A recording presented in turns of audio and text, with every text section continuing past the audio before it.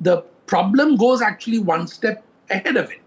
If indeed these gaming apps are causing the untold misery to its users that government has correctly identified, then we should have cracked down on them a long time ago. Yeah. It's like a cancer that has spread quite deep, and today addicts as well as people who want to, enjoy the buzz which comes from betting are likely to find other routes. And I think that danger exists. But certainly, unlike in the case of endorsing a cement or a bad housing project, I think there is no doubt that almost everybody in this business who gets in knows what she or he is getting into when they endorse this kind of product.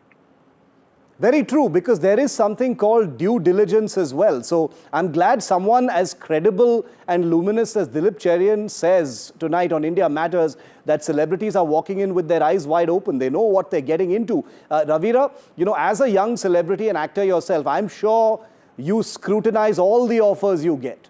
You don't accept anything until you know everything about it.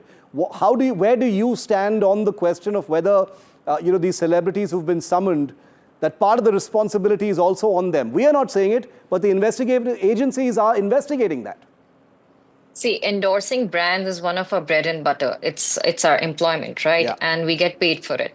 Sometimes what happens when you're so busy, and such celebrities are busy like day and night, you don't read the contracts properly, managers are involved, there are 10 different things, and then you're contractually bound as you're lending your face. You can't go back on that. And it all depends on one's morals and ethics, whether they want to promote it or not. And it's just a money source of income for us, It's not something that, I'm not saying that we should not see our contracts or something, but sometimes there's no time for it because celebrities like Shikhar Dhawan are always on the go and they don't have matches on a daily basis, right? Or even actors and actresses don't shoot every day. So how you end up working is by endorsing brands because we are daily wage workers in a way, we are constantly employed and constantly unemployed. So this is our source of income. So I guess sometimes when managers get involved, and again, it's to each to their own. If they want to promote something like this, it's totally their choice, right? It's free will. Are celebrities in this case, some people suggest that they are soft targets because, many of these apps have been made illegal now. At the time when these celebrities had signed up to endorse them, they were not regulated in that sense. They were not illegal. Real money games were not illegal. There was no punishment for using them. So some would suggest that even if these celebrities have not read the contracts and walked in on them, and you say that's not the case, is there a suggestion that they are soft targets here? Definitely, because celebrities have a fan following. Ravira, I was asking Dilip, I'll come to you on the same question right after that. I'm sorry for that. What Ravira is saying is right. Yeah. That's why I said that the first duty is on government to declare something that is illegal banned. It's like going after actors who are promoting gutka or tobacco products. Okay, they're technically not meant to be advertised, but there's all kinds of sneaky stuff that happens alongside. Are they a soft target? Attacking them gets you publicity and gives the public the sense that the authorities are doing something serious. So in terms of the food chain, celebrities come at the stage where authorities want to make an example of somebody, and it's an easy target. And as with this program and with several others, it's bound to get visibility. So as far as the authorities are concerned, they get the sense or they give the comfort to the public that, hey, we are on your side, we are doing something. Are they liable? The answer is no. The moment the ban happens, then liability is full. Yes. But till such stage as the liability is explicit to them, I think blaming them does not solve the problem. Like I said, you can't blame an actor for endorsing a housing project which she or he can never be sure will be completed on time. And yet they do that, and then they get accused of stuff But the fact is that there is no way that they can actually endorse it with the knowledge that the project will be completed on time. I'm just using housing projects as one example. Yes. No, I think I completely agree with you, Dilip. And Ravira, I want to bring you in on that same thing because, interrogating celebrities, summoning them instantly raises the profile of the case and the investigation. It looks visibly more, if I can use the word glamorous, it's eye-catching. It gives the sense that something is happening, even at the highest level, and the privileged are also being questioned. So there's a kind of visceral sort of satisfaction to the public as well. You're talking about very established, well-known people, Rana Daggubati, Shikhar Dhawan, Vijay Deverakonda, and others. And therefore, in the public eye, it would also feel like somewhere that these people may be just soft targets. What do you think about that? I'm sure you know people who've been in on this. Yeah, celebrities are soft targets as they have a major fan following, right? We all are sitting here today discussing about it because Shikhar Dhawan got summoned, right? Yeah. Not some XYZ. So his fame is so much that we are doing this show. So we are definitely, we lend our faces, right? To the brands, and even when our fans see our faces, they want to do the same thing that we are doing, right? To feel more closer to us. So that's how these apps target celebrities. And when, as he said, Mr. Dilip, when they were not illegal, then if someone has endorsed it, it's fine. If now it's illegal and someone is endorsing, then you should summon it. Dilip, is something like this damaging to the sort of brand appeal and brand image of a celebrity? I know how much work goes into crafting those images. And then, being in the headlines, interrogated, summoned, being, the quote-unquote face of a scandal. What does that do to a celebrity's image? Shiv, that's a very good question. The answer is there is damage. It is a kind of, almost a risk-reward kind of calculation that these celebrities make. When we work with them very closely, we tend to look at all these alongside the managers because some of these things may not actually be illegal. Yeah. But you are skating on pretty thin ice when it comes to certain products and certain kinds of companies. The due diligence on many of this is actually quite simple. A Google search will give you enough on it.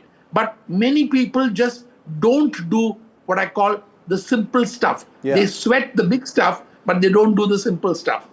No, tell us more. I'm very curious about that. The simple stuff, because this is a world where, you've spent your entire life, you've done such pioneering work with celebrities, Dilip. Tell us what that simple stuff is and how celebrities reach this point.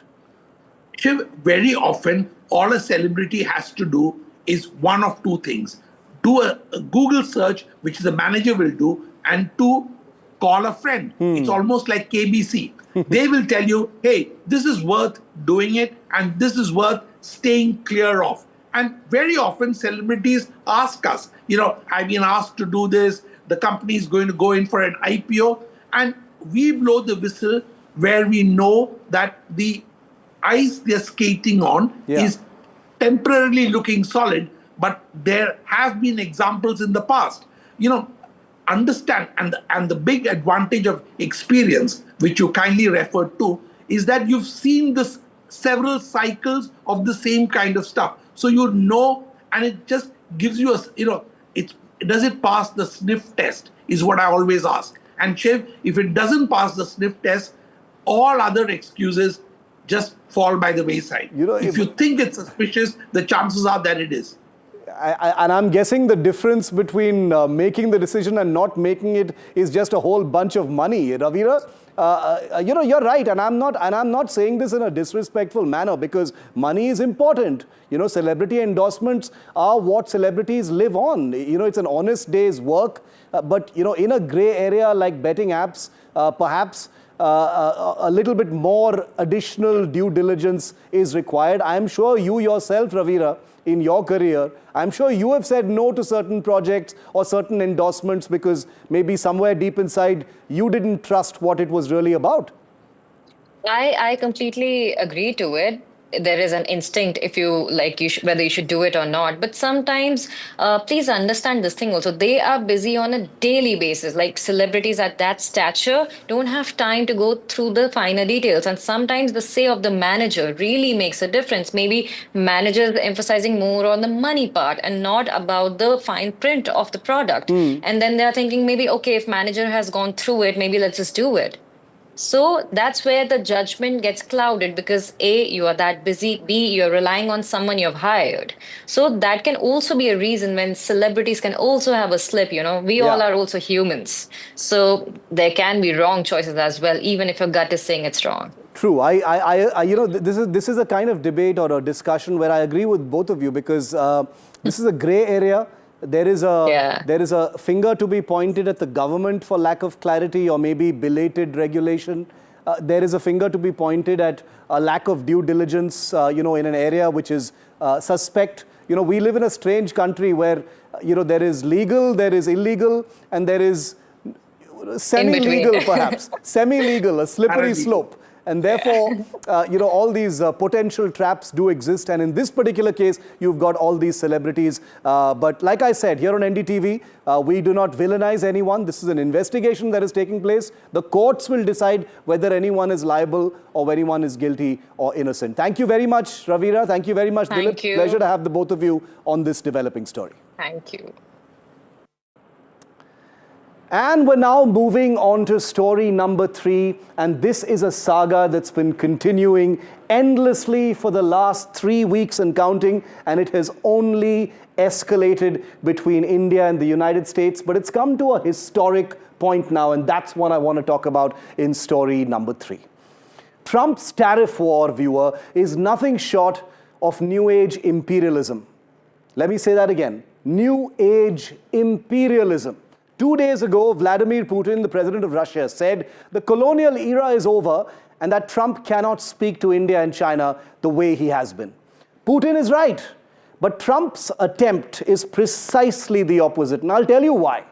It's an act of economic colonialism, an act of imperialism meant to co-opt, muscle, and build legacy fueled by the idea that a non-white nation like India cannot and should not have full autonomy or strategic sovereignty to make its own decisions. Just yesterday, when a Polish journalist at the White House asked President Trump an uncomfortable question about what he had really done to punish Russia, Trump snapped and used India as his example of tough action.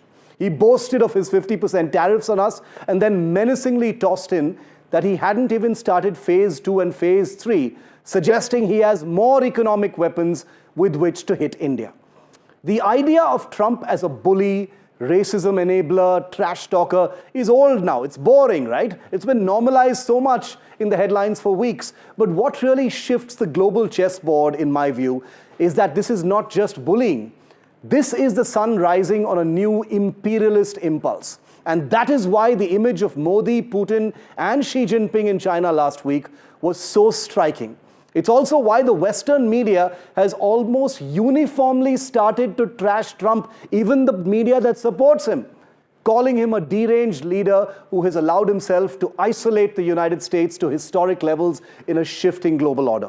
India's GST 2.0 reforms announced last night may have been scheduled, they may have been in the pipeline, but there is no doubt in my mind this new imperialist threat accelerated our reforms, goading India into stop postponing what must be done.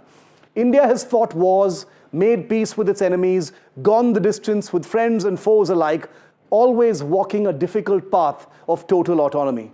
Trump's imperialism has awakened in India an instinct perhaps dormant since the dawn of independence.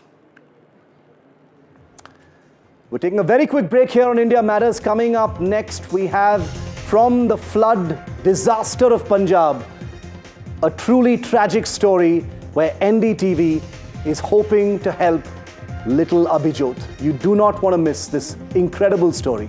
It's right after this break.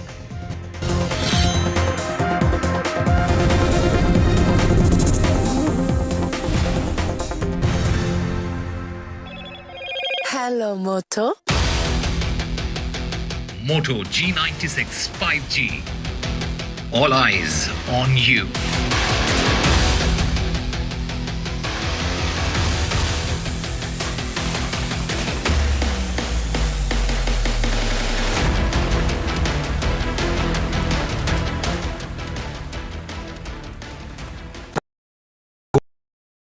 Rajasthan is history, culture, and much more.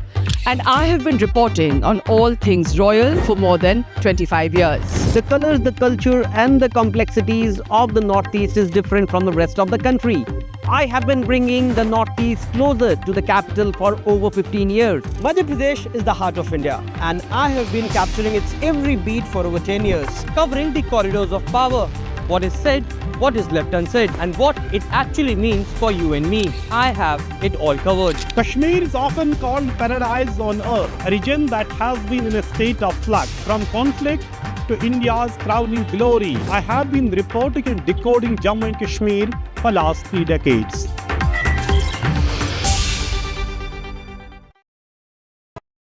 Finessa windows, beautiful and durable designs. Installation से maintenance की lifelong customer service. आपके घर में फिनेस्टा नहीं है तो call कीजिए। Find Finer Finesta. Gold plus optimistic reflective glass लगाओ, धूप की गर्मी को दूर भगाओ और बिजली का बिल भी बचाओ।